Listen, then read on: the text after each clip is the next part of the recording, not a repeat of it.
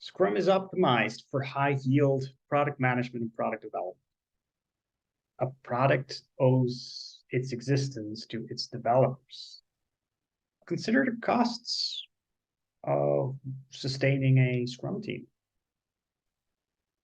And then there are other costs to consider adding up to the total cost of ownership of a product. High yield generally involves high risk and high complexity. Can the Scrum team ensure the existence and emergence of the product? And can the product support the existence and emergence of a Scrum team or teams? If waterfall suits current needs, continue using it. A common mistake organizations make is switching to Scrum because it appears to be in demand and is a trending thing to do. But don't apply Scrum to fix a working system. Scrum will highlight every deficiency and impediment that the enterprise has so that the enterprise can fix them. Ken Schwaber once shared that Scrum is like a mother-in-law pointing out all your deficiencies. Well, that's great, but it's also problematic as it's bound to bring some resistance. Who likes to have their mother-in-law around all the time? And as a Scrum Master, it's important to avoid this archetype. So pay attention to what is going well. Recognize great things. And people do great stuff. And appraise improvements that they bring. You can validate them for the good work that they do. Scrum puts stress on the product development organization. And that's why having a support structure is essential. It should be there. People bring that stress home with them. And the Scrum Master has a very demanding responsibility to help foster conditions that promote sustainability. Mental health and psychological safety are really essential to navigate complex problems in these stressful conditions. Well, that can't be done here generally means it's just very difficult to do so. So let those who say that not slow down the ones who are doing it. A limiting belief can often be engaged with a one simple three-letter word. Yet. That cannot be done here yet. So let's find out what's needed and explore better ways together. Scrum involves a change process that must be led from the top. And it requires change by everyone within the enterprise. Scrum is not a bottom-up strategy. Empowerment of the teams can only come from leaders who are already trusted and empowered. Change is extremely difficult and fraught with conflict. Conflict is natural in complex problem solving and is also an expression of creativity.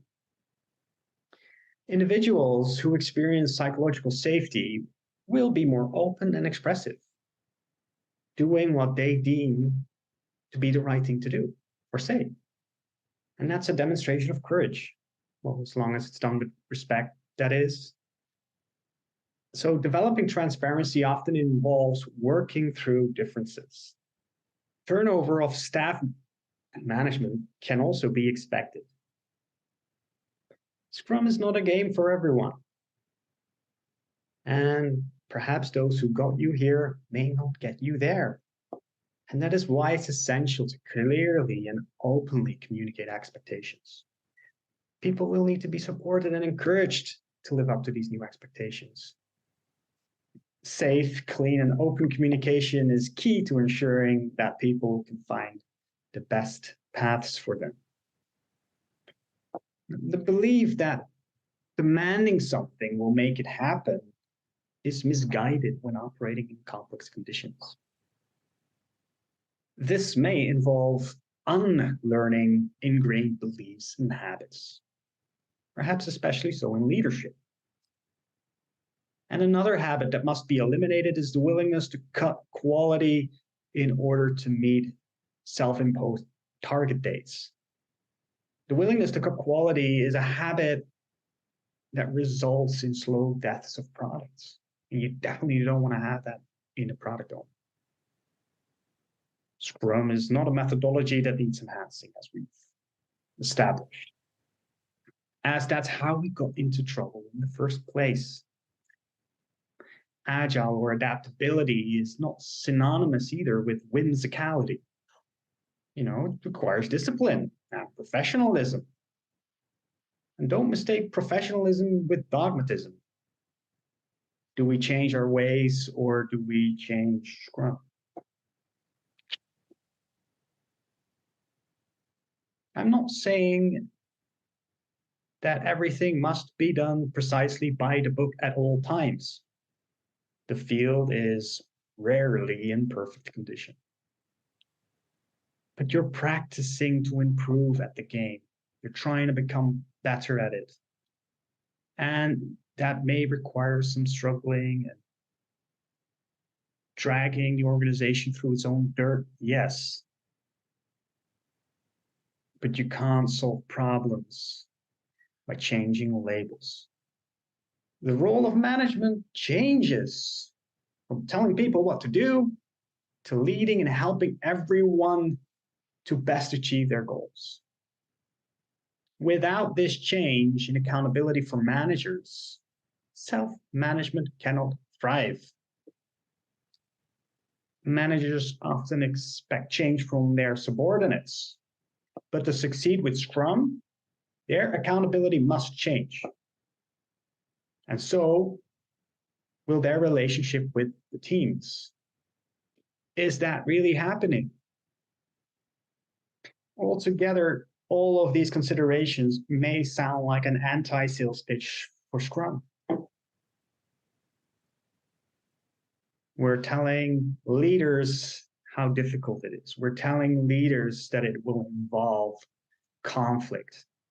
We're telling leaders that this will provoke some turnover. We're telling leaders that they have to get rid of some of the beliefs that are so deeply ingrained. It may be a good idea to have a conversation with your leadership, to run through these considerations with them, to find out what questions they may have and concerns and doubts and what support they might need. The Scrum Master is there to help foster the right conditions for Scrum. And that's what we're going to explore next. To ensuring that people find the best.